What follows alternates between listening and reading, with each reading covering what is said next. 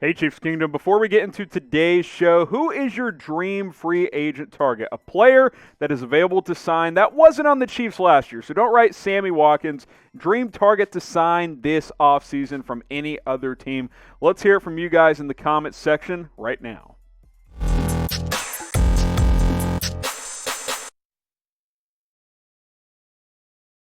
Welcome into the Chiefs Report. Today's show, 15 players the Chiefs could sign in free agency. My top 15 Chiefs free agent targets. Now, you can follow me on Twitter at HGramNFL for more Chiefs information. Keep in mind when we go through this list, the Chiefs aren't going to have a lot of cap space, so I'm not going to put super high paid players available on here. All right, let's go to wide receiver here. We'll kind of go position by position. I don't think quarterback or running back really makes sense, so we'll go to receiver. How about Nelson Agholor? Yeah, the same Nelson Agholor who was horrible with the Eagles, coming off an awesome year with the Las Vegas Raiders. He was outstanding, averaged almost 19 yards per catch, was a big play weapon. As you guys know, the Raiders did have some success against the Chiefs this past year, and Agholor was a big reason why. Obviously, with Sammy Watkins, Demarcus Robinson, Byron Pringle being free agents, I think Pringle's for sure back, but with the other two guys being gone, possibly, I think Nelson Agholor could be a big play weapon in this offense. Just 27 years old, you see the production pretty darn good in 2020. Next up is RASHARD Higgins as we go to another receiver. Really emerged and kind of found himself this year. Always has had that potential, but we saw some of that potential met in 2020. Odell Beckham gets hurt. He kind of became that number 2 weapon for Baker Mayfield in that passing attack with the Cleveland Browns, career highs in yards and in touchdowns. And I think he's going to be a little bit cheaper than some of these other free agent receivers that are available. Big weapon guy, 6'1", 200, has pretty good size there. Typically the Chiefs have smaller, speedier receivers. I think RASHARD Higgins is a guy who works the seam pretty well and could be a good number 3 type of receiver in this offense. Will the Chiefs re-sign Sammy Watkins? This is a big talking point for this offseason. Type Y for yes, type N for no. Let's hear it from you guys. Will Kansas City re-sign Sammy Watkins? Let's go to tight end now. Tyler Eifert, a couple of guys we'll talk about here. Finally has gotten healthy the past couple of years. 2019, he was still with Cincinnati, had a healthy season, played all 16 games, played 15 more games this year with Jacksonville. Now, the Jags do have a team option for Eifert for 2021. I think it's like $3.5 million. We'll see if they exercise that. Obviously, if they do, he will not be a free agent. He's certainly not what he was, right? Like, he's not Pro Bowl Tyler Eifert, but still only 30, will be 31 next season. I think the Chiefs need to upgrade at number 2 tight end. They tried to sign Ricky Seals-Jones. That ended up being a bust. Nick Keiser's whatever. He's more of a number 3 tight end. Deion Yelder, I don't know. Travis Kelce, he's awesome. How about a number 2 tight end? I think Tyler Eifert could fit that mold. I think Jared Cook could fit that mold as well. He would be a great receiving option in this offense. Now, he doesn't block much, so you would want to keep Keiser or one of these other guys around to block at the tight end position, but it would give Kansas City another fun weapon on offense. I'll be curious to see what Cook's market is. He's 33. He's certainly going to look to maybe cash in one more time, but still productive. He's been productive for several years now, back with the Raiders and now with the Saints the past couple of years. I think Jared Cook could be a fun option, could be a fun player in Kansas City's offense. He's still a good tight end that can work the seam pretty darn well. Just keep in mind he does not block much. Now, if you don't want to be blocked from your lovely wife or girlfriend or whoever, get her some flowers on Valentine's Day. We're just 3 days away from the most romantic holiday of the year. So don't F up. Get her some flowers. Chatsports.com/flowers. 15% off when you go to that link. Clock is ticking. I'm looking at my invisible watch here, and I better get on this myself or my wife is going to be pissed. Chatsports.com/flowers. Flowers and gifts for 15% off, including some chocolates as well. I'll put that link in the comments. I'll put it in the description. Pro Flowers has all kinds of stuff, and get that 15% off by going to that link. All you got to do, click on the link. You could shop and take advantage today. By the way, weather is bad right now in a lot of areas in the U.S. Don't go out and shop. Just get some flowers at 15% off. Let's go to the big bullies up front, the offensive line. How about KELVIN BEACHUM? Still a good left tackle at 31 years old. The Chiefs got to figure out their offensive line. It's unclear whether or not Eric Fisher will return next season, had the torn Achilles. I'd be surprised if he's ready by week 1. Even if he's ready by the middle of the year, he probably won't be the same guy in that first year removed from the Achilles. So I think a one-year deal for a guy like KELVIN BEACHUM, a veteran left tackle, could make some sense for both parties. He's able to contend for a championship. The Chiefs can fill that gap for 2021. Then they can figure out if Fisher's part of the future in 2022 and beyond. But I think there's a decent chance that Eric Fisher does not play at all next season. And if that's the case, you may have to go out and sign a left tackle. DARYL Williams, will the real DARYL Williams please stand up? Pretty solid right tackle, 28, 29 years old. Chiefs have question marks throughout this offensive line. Mitchell Schwartz at right tackle. I don't think we can say confidently that he's going to be back and be the same guy. I hope he is. I hope he's back. I hope he's healthy, but he dealt with back issues all season long. I think at the very minimum, the Chiefs are going to have to add a tackle, even if it ends up just being a swing tackle. Now, Lucas Niang, the rookie out of TCU who opted out, obviously would be set for his second year next year, but his first year in the NFL after opting out. He will be back, but he's never played in the NFL. He was coming off injuries as well. So I don't know if you can bank on that either. Kansas City has to take a look at this tackle position and honestly evaluate where they sit. If they don't like what they see, DARYL Williams, KELVIN BEACHUM, these could be some guys to go out and target. Now, if they go sign any of these players, we're going to make a video about it. Trust me on that. Chiefs news, rumors, mailbags, and a lot more all off-season long. We're putting videos almost every single day up here on the channel, so subscribe. Don't miss any of it. Let's get to 15,000 subs as soon as possible. We're closing in on 14K. Let's zoom past and get to 15,000. YouTube.com/ChiefsTV. Hopefully you guys will subscribe because it's free. A couple more offensive linemen here. Mike Pouncey, past his prime, but still a solid center here. I'm curious to see what happens at the center position. Austin Ryder, Daniel Kilgore, both free agents for the Kansas City Chiefs. Who knows? Will they re-sign one of those guys to be the center? Maybe, maybe not. We'll see what their markets are. Mike Pouncey, still a good player, not a Pro Bowl type of player at this point, but he has gotten that award 4 times in the past, so we will see what his market is. Going to be 32 next year.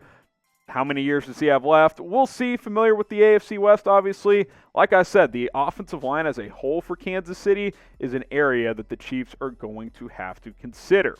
How worried are you about the O-line for 2021? We just took a look at 3 guys. Scale it from 1 to 10. 10 being you're terrified this O-line's going to fall apart. 1 being you're not worried. These guys are, Eric Fisher's going to be ready for week 1. Mitchell Schwartz back injury isn't even real. He'll be back. I'm at like a 6. I'm pretty worried. I think some of these concerns are real, and I think Veach and Andy Reid are going to have to address them this offseason. We'll go to the defensive side of the ball. Mario Edwards, who had a nice year with the Bears. They signed him early in the year. 4 sacks. He was pretty productive overall. He fits what Spags likes in his defensive ends. Big size player, 6'3", 280. Really big body there at the defensive end. He could slide inside and passing downs if you need him to. Good rotation player. Shouldn't cost a lot. Does have a bit of a legal issue potentially on the horizon. We'll see what happens there with Mario Edwards. But when he played for the Bears this year, he was actually pretty darn solid. So I think he's the type of player that Kansas City would like on this defense. Kind of similar to Tano Passanio, but more productive. So keep that in mind. BENSON MAYOWA, another big defensive end. Not quite as big, more like 265, but certainly big enough in this scheme. Knows his role and knows it well. 4+ sacks in each of the past 3 seasons. Had 6 for Seattle in 2020, and he only played for $3 million last year. If you could get him at that price tag or a similar number, I think he would be an adequate addition. You're looking for Alex Okafor production in any of these guys because he is set for free agency for the Kansas City Chiefs. So replacing him is vital if they do not re-sign him. I think BENSON MAYOWA could be an ideal target if you can get him at the right price, which I do think could be a possibility for Kansas City. Now, what is the biggest need for the Chiefs? Because a lot of mock drafts have Kansas City signing or drafting an edge rusher. I know Mel Kiper and Todd McShay went edge. I think it's offensive line, especially after watching the Super Bowl. But let me know what you guys think. Biggest need for the Chiefs entering this offseason. Let's go to another defensive end here. Everson Griffin, who was really bad for the Cowboys when they signed him. But then they traded him to Detroit, and he was better. He's still not great. He's not, elite anymore at 33 years old, but I think he's a guy that you could bring in and he could give you 5 or 6 sacks, which would be an upgrade at your secondary defensive end. Hell, Frank Clark only had 4 this year. You're hoping he bounces back next year because you're paying him $20, $25 million per year. Everson Griffin should be cheap. He wants to contend at this point, and he can give you 4, 5, 6 sacks, in my opinion, on a 1 or 2 year deal. 6'3", 273, big size, which Spags likes. Once again, I think he would fit really well in Kansas City. We'll go to a defensive tackle here. Steve McClendon, a player I've liked for a long time. Getting older, 35 now, but still productive. The Bucs added him, traded for him from the Jets. He was a good rotation piece for them. We'll see if Mike Pennell is back in Kansas City next year. If not, I think McClendon's a vet who's, would just like to win at this point, right? Just want to ring with the Bucs, and you bring him in 25, 30 snaps per game. He would be productive there. He would help you stop the run, which would be a very good thing. He could help mentor guys like Tershawn Wharton and some of these other pieces as well. Be curious to see what his market is at 35 years old. But as a whole, defensive end, defensive tackle, Chiefs got to get better up front on that defense. Nicholas Morrow, a linebacker I really liked watching this year for the Raiders. Flew around, really improved, had 3 sacks as well. Thought he was good in coverage. Breakout season for him with Las Vegas. Could play inside, could play outside linebacker, has good speed. Really good modern-day linebacker who I think is improving as a player. 25 years old. Took him a couple of years to kind of get his feet under him in the NFL out of Greenville College, but I think he's a guy who's on the rise, and if Damian Wilson's a free agent, you let him go. You could cut Anthony Hitchens to save some money. You got Willie Gay back next year. You could sign a guy like Nicholas Morrow and go really young at linebacker and really go in that direction, because I do think linebacker is a position on that defense that the Chiefs could take a look at as well. What are you more excited for, free agency or the draft? Type F for free agency, type D for the draft. I think I'm more excited for the draft when it comes to the Chiefs because they're not going to have a lot of cap space in free agency, but it's all fun. And if we've learned anything last year, Brett Veach can make it work with the salary cap. He'll restructure some contracts. He'll move some things around. He'll make some moves this offseason, and we'll cover it here on the Chiefs Report. Get your votes in. Couple of cornerbacks here. Richard Sherman, probably the biggest name on this list. He said recently wants to play 2 more seasons, wants to play for a contender. Well, he can probably make more money elsewhere, but if he really wants to contend, how about Kansas City? He'd be another veteran voice next to Tyrann Mathieu in that secondary. Bashaud Breeland, Travarius Ward, free agents. You could just let Breeland walk. Sherman comes in. Boom. He can groom a guy like L'Jarius Sneed, who played really well as a rookie this year. Those are your 2 outside corners. And then Rashad Fenton could be your nickel back there as well. And if you want to bring back Travarius Ward, who's restricted, he could be a rotation guy. Maybe take a step back and not, be your every down outside corner opposite of L'Jarius Sneed, because I definitely think Sneed will be a starter on the outside next year. Maybe he plays nickel in that scenario, and Ward and Sherman are your outside guys with Fenton as your kind of your depth piece. But I like Sherman. He was banged up a bit last year, but he's still got a lot in the tank, and I think for the right money, he would make a lot of sense for this Chiefs defense. Should the Chiefs sign Richard Sherman? Type A for yes, type B for no. I'd like to explore it. I think it'd be fun. I think it'd be a good piece and a good veteran leader on this defense. Get your votes in, A for yes or B for no. Another corner who came out of nowhere and bounced back last year, that's one XAVIER RHODES. He was horrendous in 2019 with Minnesota. But with Indianapolis, all of a sudden he's back. 12 pass breakups and 2 interceptions.